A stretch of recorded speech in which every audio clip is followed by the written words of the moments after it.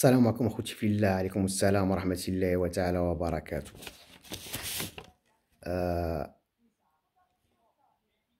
اصدقاء ديال من هذا المنبر كنقدم الاصدقاء ديالي التحية وكنسلم عليكم هاد الناس صحابي اللي شوية بعاد، اللي كانوا عارفين الازمه اللي كنت دزت فيها واحد الايامات. كانت شويه واحد الازمه شويه صعيبه،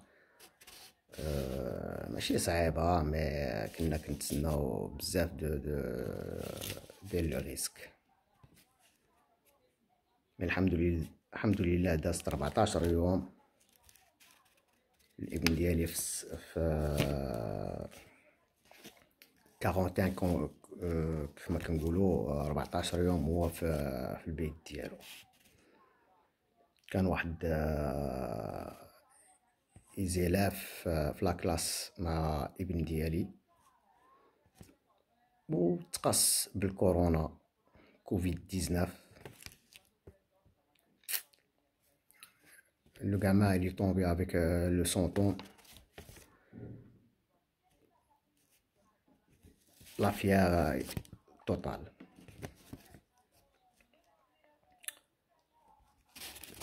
احنا ليكول صيفطوا لينا بان الابن خصنا نديو l'hôpital.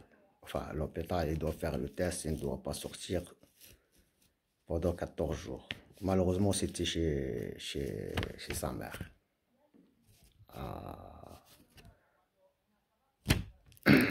C'était la semaine de sa maman. Il a resté chez sa maman.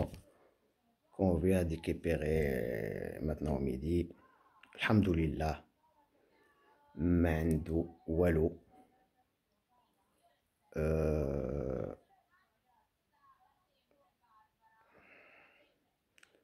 من هذا المنبر أصدقاء ديالي اللي كانوا كيسولوا بالأخص على المهدي كانوا كيسولوا وكيطلبوا ليه الشفاء الحمد لله. ما تخافش، كتكتب شي حاجة راه كتدوز على أي إنسان. وكما نقولوا الحمد لله ما كنغلطوا في الاصدقاء، ما كنقولوا، ما كنقلبوا على الصداع، ما والو. الحمد لله كل واحد معروف على الشطحه ديالو كيف ما نقولوا. هي هاد الوباء، انا كنت من هذوك الناس اللي كنقول ما كاينش هاد المرض، وريه ليا نشوفه. وفعلا اليوم كنقول لكم راه كاين هاد الوباء. وهاد الوباء الا بغيتو تقضيو عليه، خلينا من الهضره ديال القهوه. راه ما كاينش الوباء خويا، اقسم بالله الا كاين.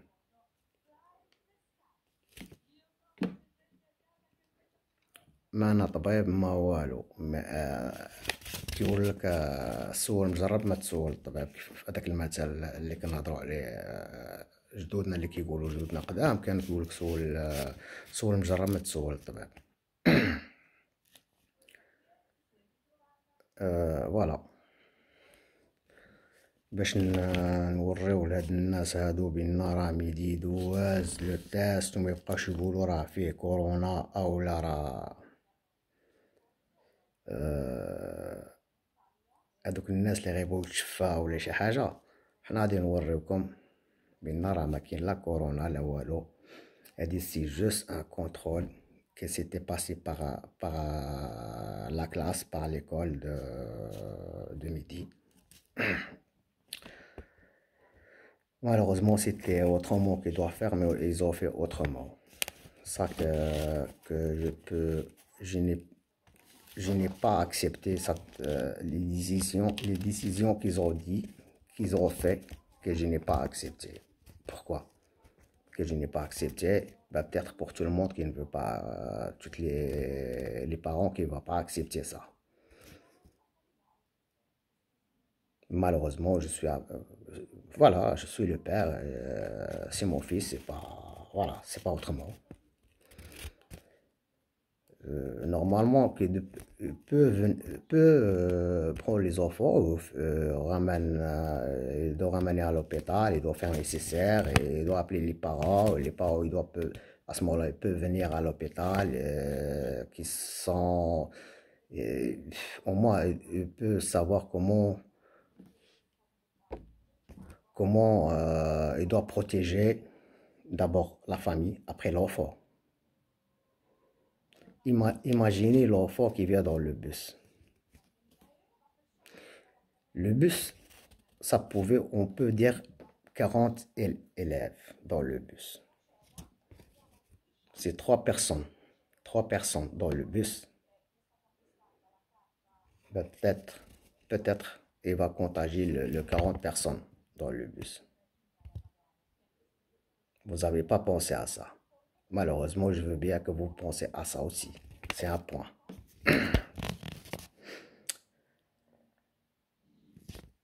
Euh, on ne sait pas la famille comment. Est-ce qu'ils ont des maladies? Est-ce qu'ils n'ont pas de maladie? Par exemple, des gens qui sont malades de diabète. Par exemple, moi, oui, je suis malade de diabète. C'est mon fils qui est venu cette semaine, qu'il était chez moi, entre guillemets, que l'enfant qu'il a eu le Covid-19. Nous aussi, il va contaminer à nous, à les enfants, 5 personnes, parce que 1 personne, il va contacter. Il vient dans la famille, il va contaminer 5 personnes.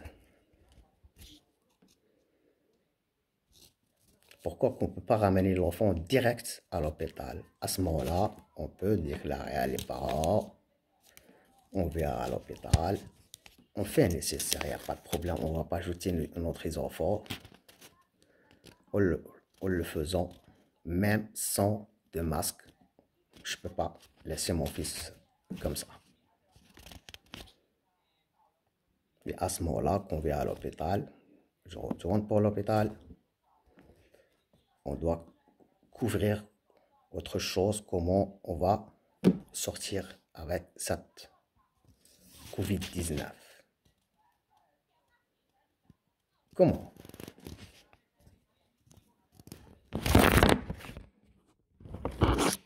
Pour nous aussi, pour pouvoir protéger la famille et l'enfant, on va retourner à la maison, il n'y a pas de problème.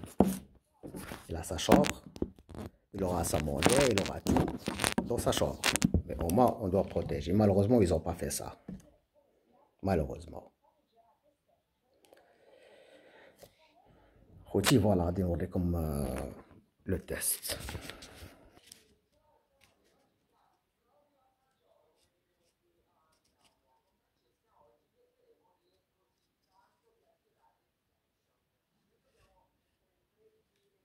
Je ne peux pas montrer l'adresse.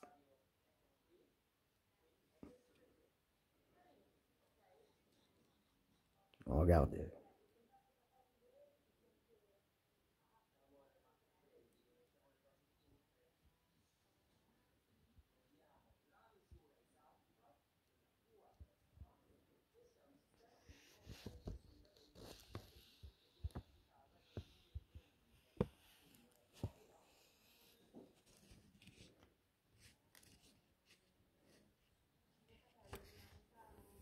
Voilà, je peux pas, voilà.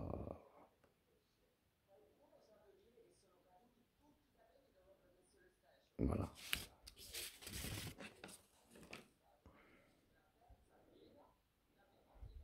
Ça aussi, je peux pas montrer l'adresse. Désolé.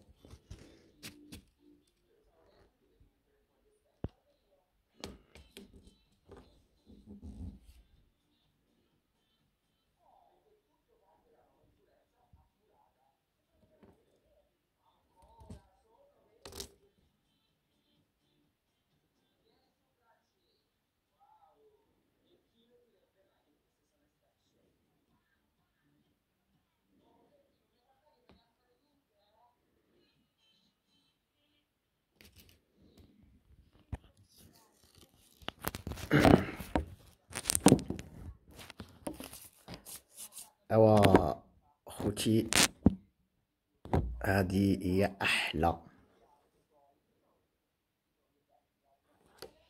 احسن حاجه كنا كنتسناوها، هي هذه.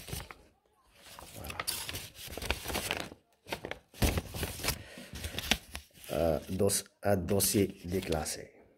On parle plus de ça.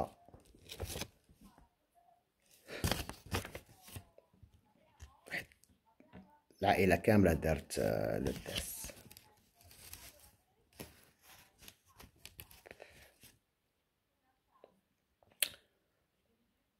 ما كنت شي هدوك وما تمناش ليه، هاد المرة هذا.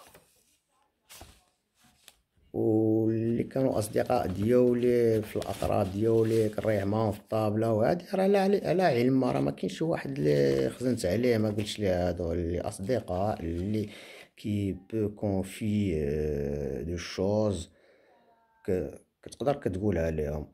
ولكن بالنسبه لي انا عارف راسي ما كنتش مريض، ما عندي لا مرض ديال الكوفيد لا والو. لو كنت كنحس بشي حاجه بالنسبه لي انا راه ما غاديش نجي للقهوه نريح مع اصدقاء او شي وحدين اخرين ما كنعرفهمش باش ما نعادي حتى شي واحد. من الحمد لله ما كان عندي انا حتى شي حاجه، الحمد لله ونشكره. مي الفو في اتونسيون، لو كوفيد كاين اخوتي، ما تبقاوش تقولوا لا راه ما كايناش، كاينه. في اتونسيون اخوتي، راه حتى انا من هذوك الناس اللي كنت نقول كوفيد ما كايناش. كل واحد وشنو كيقول لك الكوفيد يا با سي اخويا كاينه.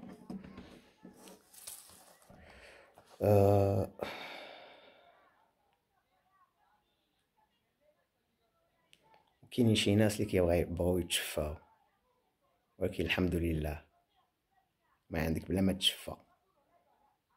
الحمد لله كاين الله سبحانه وتعالى. ما ديرش حاجه اللي خايبه والله ما تخيصك شي حاجه، ديرها زوينه وبقى راجل كيف ما تكون، بقى كيما انت، بقى في صباغه ديالك، والله ما تخاف من شي حاجه. خوتي كما نقولوا السلام عليكم. والله العظيم ما كنت بغيت نلوح هاد الفيديو، ماشي كنت خايف بلا اللوح هذا. نو هذا راه سا بو اغيبي ا تو الموند. انت انا واحد اخر، انا جاتني ولدي